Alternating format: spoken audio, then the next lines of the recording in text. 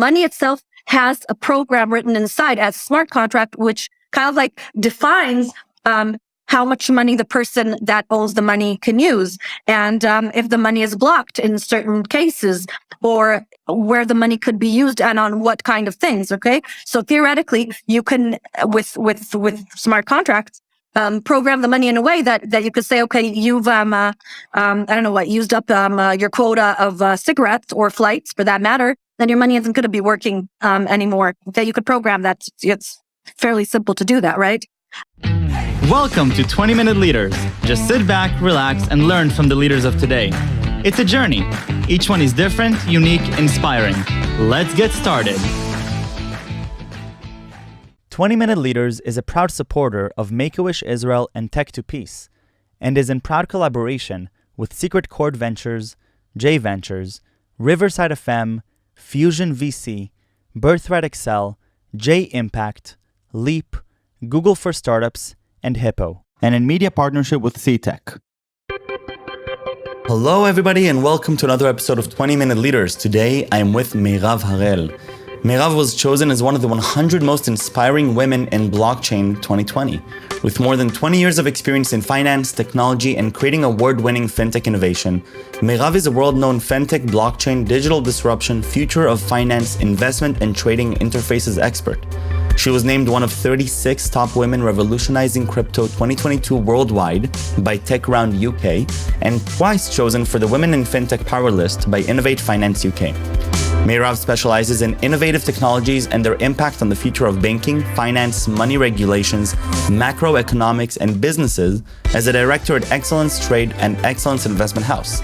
Meirav is a sought-after advisor and international keynote speaker on blockchain, fintech, 5G, NFT, Metaverse, the future of money, finance, banking, CBDC, cryptocurrencies, and digital disruption. She teaches, consults, and manages. Meirav Harel, welcome to 20-Minute Leaders. Thank you so much for being here. How are you? Thank you for the invitation. I'm great. How are you? Wonderful. Meirav, you're a recognized expert in fintech, blockchain, Web3, and everything in between. Just before we started here, you were telling me a little bit about your upcoming travel plans, and I got a headache. So it's quite an interesting position to be in. You know, in 2022, you mentioned a little bit about how excited you are about this evolutionary step that we're in. And the different things that are happening. And so over these 20 minutes, I'm going to pick your brain over these transformational changes, how these different technologies are impacting different systems in our lives and how things are evolving and changing as you see them. So again, thank you for being here. And I'd love to start a little bit with your own background. Where are you coming from that led you to be so excited and passionate about this space? So it's actually that two geeks of mine kind of like became a thing. I've been in finance and technology for over 20 years and I've managed to combine the two before the name Fintech was even created. I started out as a programmer. When I was 8 years old, actually, I started programming and I continued programming till during the dot-com era. And when that bubble burst, finding myself with, a baby and pregnant, I had to find another subject that was interesting. And I went into becoming an investment consultant a licensed investment consultant by the Israeli Security Authority. And I did that for a few years. And then I combined the two as a product and biz dev manager of Lumi Trade, one of the biggest security trading websites in Israel. I did that for 7 years. And around 5 years ago, I kind of entered the blockchain space as, it's for me, it's just like cryptocurrencies are just another, a whole set of asset classes that, they're in the process of being regulated, but, it's just more assets. And on the other hand, blockchain is just another kind of database. It's just, decentralized and has its its upsides and its downsides. So for me, it was a very natural transition. And during the last 5 years, I've been working with banks, regulators, governments, companies, startups, individuals, on everything that has to do with moving ahead, I'd say, with these technologies. I was a COO of a few blockchain companies. I'm a director at Excellence, one of the biggest security trading investment houses in Israel. And I was awarded a few times for one of the leading women in fintech in London. And I was chosen a few months ago as one of the 36 women revolutionizing crypto in the world. So, and I'm very passionate about, what's happening, because I see it as, if we're looking kind of like at a historical perspective, we're kind of like seeing, I'd say, the next step in the human evolution in the fields of finance. And it's very interesting to see the different dynamics and power struggles that are happening kind of like behind the scenes, but they're kind of like pushing, and they could be pushing in different directions on, what's the future of money? What's the future of finance? Who's going to be owning the data? Because, as you and I know, data it was named as the new oil, right? So who's going to be owning that? Who's going to be monetizing that? Is it going to be centralized entities like the big tech, like what we're seeing right now, and governments? Or is it going to be the individuals that are going to be holding their own data and monetizing it themselves, like, in what I'd call it the ideology of Web3, right? So it's very interesting to see kind of like where things pan out and the power struggles happening behind the scenes of, and everything that has to do with the future of money and ownership and all the rest of these, for me, interesting stuff. What's your take on what's happening now? From a thesis perspective, I think that the mere fact that you're calling it an evolution, obviously you're coming into the space from a very optimistic standpoint. Over the last few years, we've seen a lot of conversation around sort of the philosophy of what's happening and this evolutionary step. How do you see it evolve, currently? Where are we at? What are the different challenges presented? And what is sort of the evolution that you expect for us to have with fintech in regards to Web3? So I think that what's happening kind of like under the surface is that there are two kind of ideologies that are on a path of I'd say kind of like choosing between them. And you can see when they kind of like collide and when that happens. Mm-hmm. And it's interesting to kind of like look at the dynamics, because on the one hand, we have, I'd call it the traditional finance and the power structures that we're used to having for the last 100, 200, 300 years, where you have centralized entities starting with central banks and lately to these centralized entities, the big tech companies kind of like joined in. And on the other hand, you have an ideology that started with Bitcoin itself, but kind of like, grew and grew with kind of like a ripple effect of people that come and say, wait, we're kind of like tired of these centralized entities, and we think that the power should be shifted into the hands of the individuals in various ways. The basic way, or the first way, was, with Bitcoin itself, saying, okay, money doesn't necessarily need to be created by centralized entities and managed by centralized entities. It could be done by people working together on some sort of ledger or some sort of consensus where people agree to each other. And it kind of evolved to the point where this money can be programmed with smart contracts, and data comes into the picture, and the ownership of data comes into the picture. And the new generation of this ideology is Web3, that comes and says, well, if data is something that's worth so much money and the tech giants are making so much money off it, doesn't it make more sense, or isn't it more, I'd say, fair or ethical, that the individuals creating the data themselves would be the ones holding the data and monetizing it? Okay.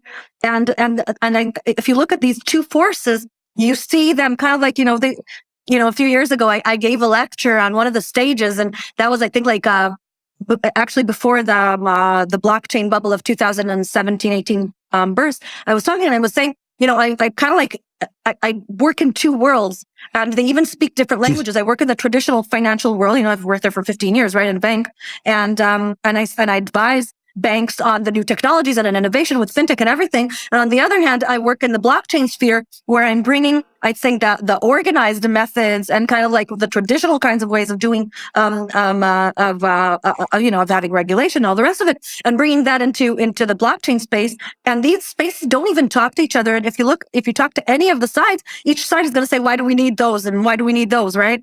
And they even call money different things. These guys call it fiat and these guys call it money. And, so I was kind of like waiting for these two worlds to kind of like, I was thinking they would combine into one, which would create the next step in finance.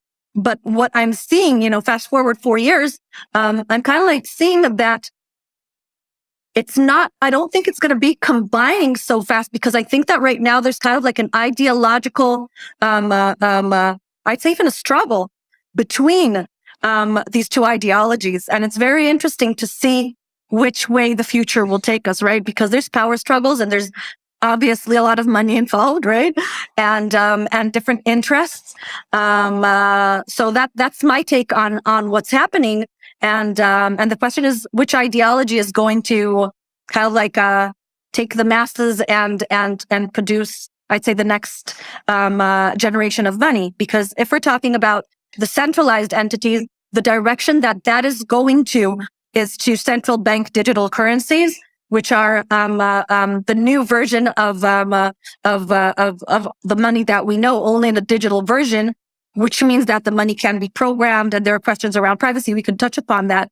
And if, on the other hand, the decentralized ideologies will win, then that means that it's a big question that's disrupting the whole financial and monetary system that we've been born into, and that has been around for the last 100 years, of central banks and the banking system, and there are implications to both sides, and it's kind of like, is it going to be a bumpy ride, and what's going to happen after this bumpy ride, right?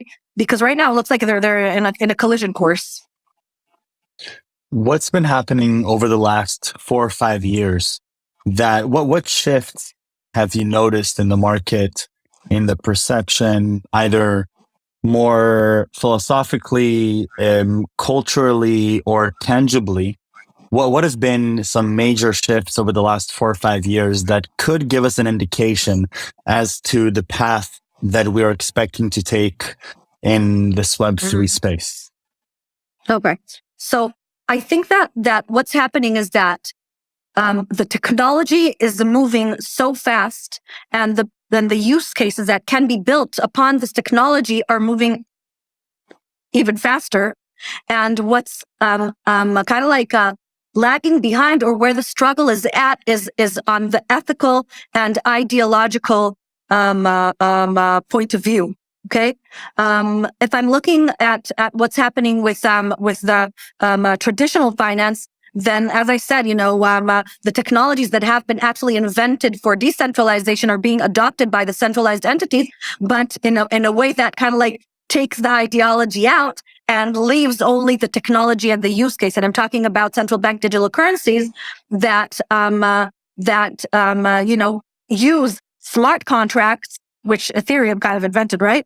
But they use them in a centralized way, which means that the new versions of central bank digital currencies can be programmed. That means that they can theoretically, and there are use cases of this already happening in different areas of the world, where the money itself has a program written inside as a smart contract, which kind of like defines how much money the person that owns the money can use, and if the money is blocked in certain cases, or where the money could be used and on what kind of things. Okay, so theoretically, you can with smart contracts program the money in a way that you could say, okay, you've I don't know what, used up your quota of cigarettes or flights, for that matter, then your money isn't going to be working anymore. Okay, you could program that. It's fairly simple to do that, right? And in one of the pilots that China has done, this was done. Okay, that the money was programmed, and not only that, it wasn't the program did not enable people to save the money. That means that if they didn't use it up in a certain amount of time, okay, then the money was taken from their wallet, because it's a smart contract. You can program anything that you want, right? So that's one of the developments that's kind of like happening from one side of the traditional finance, I'll call that. And on the other hand, you have the evolutions of ideas and technology that enable actually people to hold on to their data and control what they do with their money and their data in a more significant way. And I'm talking about, for instance, NFTs. Okay, NFTs have been used for the last 2 years. It was a whole kind of like there was a hype around it, but in the fields of art, right? But but art is not the only use case that you can use NFTs for. Okay, NFTs are actually, they're actually smart contracts, right? Again, programmed tokens, and the next generation of NFTs are not necessarily going to be they won't have to do with art necessarily. And I'm talking about, for instance, the NFT that Alfa Romeo created for their Tonale car. What they did was that for each car that came out, they created an NFT that holds the data of the owner and how much gas and mileage the car has been using. If it's serviced and if there was a car accident, and if a person sells the car to the next holder of the car, right? It's actually that the NFT moves on to the next person. Now, this is very interesting in regards to the next generation of NFTs, because this again disrupts centralized entities of who keeps track of who owns cars, right? And second of all, it opens new opportunities for companies doing this. Let's say, for instance, theoretically, Alfa Romeo, when they enable the NFT to transfer hands from one hand to the other, they could start participating in the secondary market of cars, which is a new revenue stream that did not exist until NFTs came into the picture, right? So if we're looking at, and again, I'm taking it to this side of the decentralized technologies and what humanity is creating, we're seeing more and more ideas and implementations of how technology can enable new revenue streams and new control over people's own data. And so these are kind of like the things that are happening, and it's kind of like happening in parallel. And each one is developing their own, I'd say, solutions that match their interests. And at some point, it's going to have to kind of like meet and raise questions of, okay, so we understand this happening on the sidelines. This is happening behind the scenes. The moment that it surfaces, I think that all humanity is going to have make a decision of, okay, where is this going? Are we going to be going into a more centralized place where money is programmed and privacy is not existent for private individuals, and it's only in the hands of tech giants and governments and the traditional finance world? Or are we going to be to the other side of it, where people are going to have, I'd say, more ownership on their data, and companies are going to have more, I'd say, abilities to create new revenue streams based on this data and the ability for them to come and I'd say program and tokenize what they're creating. I hope that's clear enough.